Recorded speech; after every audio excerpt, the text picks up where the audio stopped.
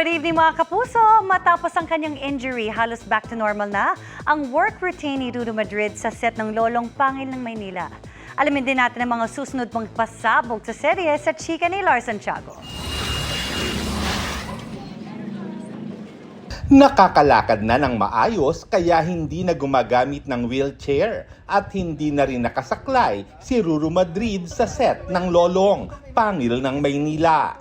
Natuwa nga raw ang doktor ni Ruru dahil sa mabilis niyang recovery.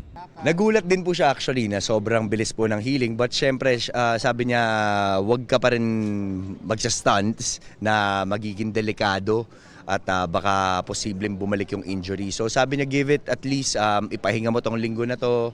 Tapos try natin mag-MRI ulit kung healed na siya, mabibigyan ako ng clearance. Kung pahinga si Ruru, si Rusial Pangilinan naman ang napasabak sa intense action. Thankful ako na ganun sila kaalaga sa amin. May medic naman tayo na nag-check kung okay ako bago ako umuwi ng bahay. And then kinabukasan, chine-check pa rin nila ako kung kamusta ako. Sobrang kinaaaliwan naman ang karakter ni Sparkle Child star Nathaniel James bilang ang batang si Butchoy na iniligtas ni Lolong sa sindikato at ngayon ay lagi na niyang kasama. Pag-amin ni Nathaniel, lodi niya ang kanyang Kuya Ruru. Kasi po magaling po siya umarte. Magaling din po siya mag-stunts. Ngayong gabi, matutunghayan kung saan ba nanggaling si Butchoy mula sa mga unang silip sa eksena. Miss? Miss? Tutulungan kita, Miss.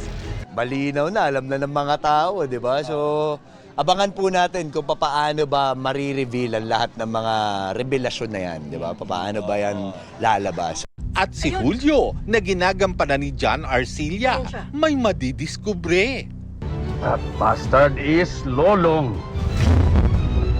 He is supposed to be dead. Sinigurado sa akin yan ni Ivan. Lahat ng yan, abangan mamaya pagkatapos ng 24 oras. Lars Santiago, updated sa showbiz happening.